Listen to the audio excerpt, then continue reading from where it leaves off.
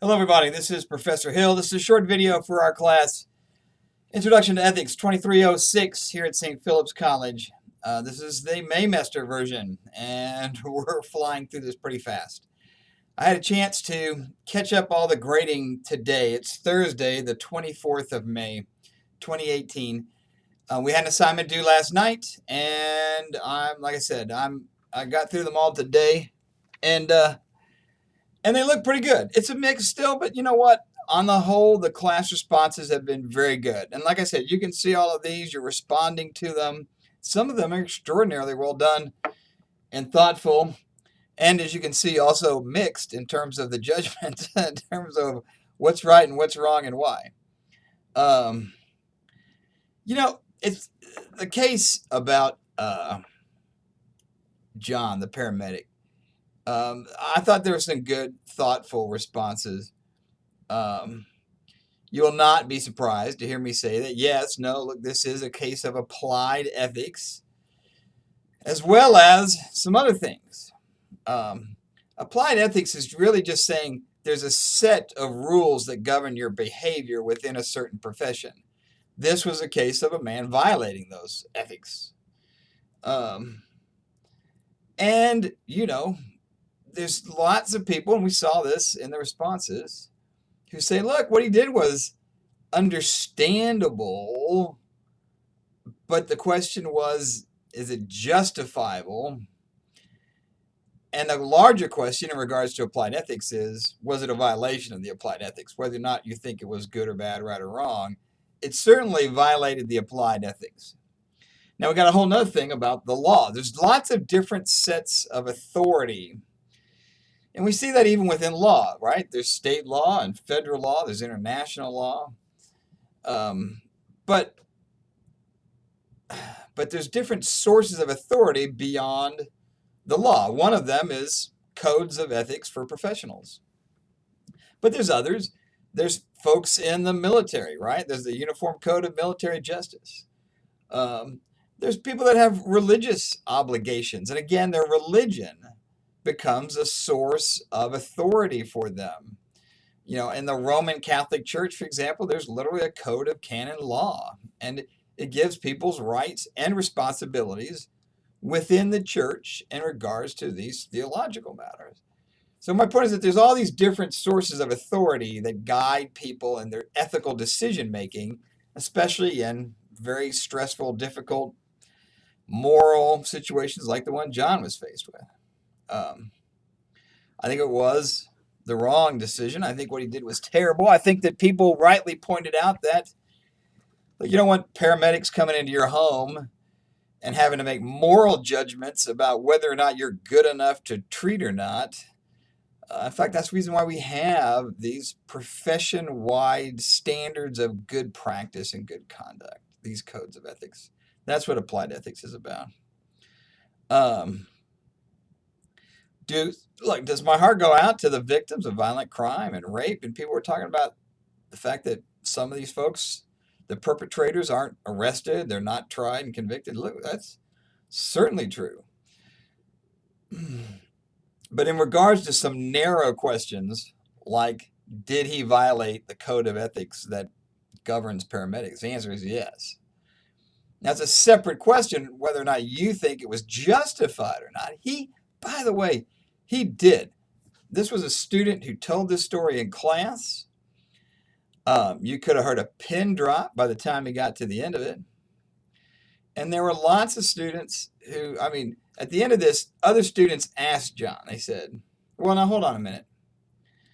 They said, could you have saved that guy? And he's like, oh, yeah, I could have saved him. I chose not to. And then there's again a long pause, and somebody says, I think you should be in jail. Well, then somebody else in the back of the room shouts, hell no, I think you should get a medal. So, man, and then it was really off to the races. And obviously, you got to remember, a lot of people, their initial reaction to this story is going to be shaped by their personal experience. At least your initial reaction is going to be shaped by your personal experience. If you've been the victim of crime or know somebody who has been, it's hard for us to see beyond that. In fact, our direct involvement with our personal experiences is the reason why we take criminal prosecution out of the hands of families and put it into a criminal justice system that's run by objective third-party professionals. It's so that we can have an evenness in terms of our treatment under the law. Whereas, one family might be forgiving, another might be, forget that, crucify them. For the same crime, we want to be meting out the same punishments. We think that that's fairness and justice. But yeah, it is wildly complicated, as we can see from that case and the responses. So that was a good job on that particular one. The cartoon, the student's cartoon, is another.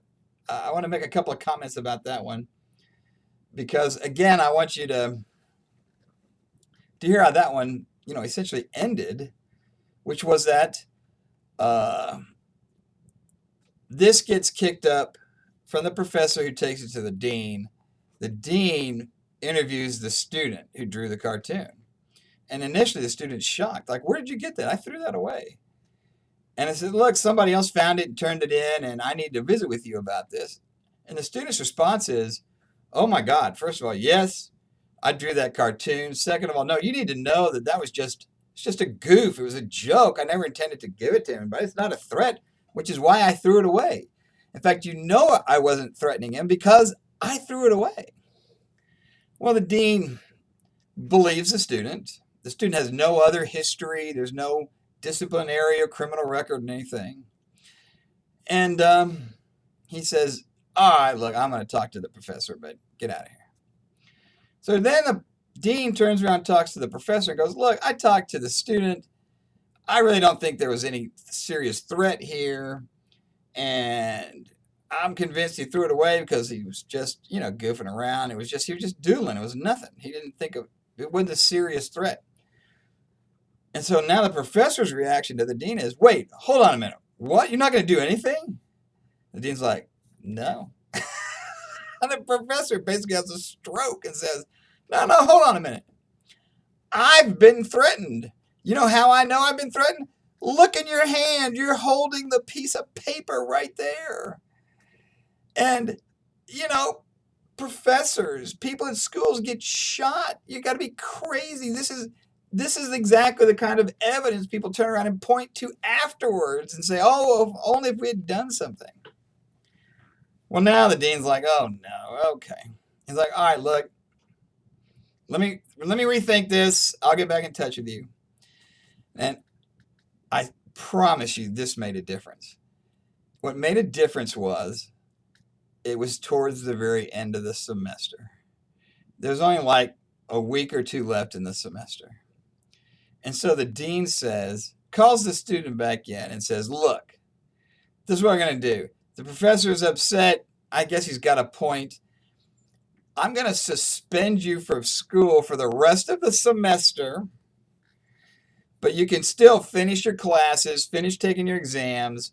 I'll have a different professor grade your exam in his class, so there won't be any conflict there. I'm just going to pull you out of that particular class, let you take an exam. Some other professor is going to grade it. Your suspension will run till the end of the semester. This was a spring. And then, after the summertime in the fall, you come back and you won't be suspended anymore. And the student, interestingly enough, says, oh, okay, whatever you decide to do, I'm completely supportive of whatever y'all think is fine, as long as I get to finish out the semester and my classes, and suspend me, that's fine, as long as I get to come back in the fall. And that's exactly what happened. Student got, the dean calls the professor in and goes, listen, I heard you. I took what you said seriously, and I've suspended that student. And the professor's like, thank God. I feel better already. Well, again, 2 weeks later, the student takes off for the summer. He finished his exams, came back in the fall, finished, was never a problem again. And the dean, I think, thought, oh, this was a good outcome. It was fair and balanced. Um, did do something, but not too harsh. Although I also have to tell you, you got to remember this is a law school class. You get suspended, you're on probation for any reason, especially something like that, where the school says, we suspended you for a threat. You're going to end up at least explaining that to, a board of law examiners or something for the bar. I mean, at some point, that was going to come back. But I think even then, the dean, who would be in charge of certifying the student's fitness in terms of moral character to sit for the bar, I think as long as it's the dean and not the professor, the student was probably fine in the future. But an interesting kind of case that kind of went down the middle of the line there in terms of, you can see how people from both sides could see it as a threat or not a threat. And we saw that in the responses again. All right, well, look, like I said, it's Thursday. We're caught up. Our next assignment is due Sunday night. We're in the middle of this block, 4, 5, and 6. As you read your book, you see there's lots in there about both consequentialism and non-consequentialism.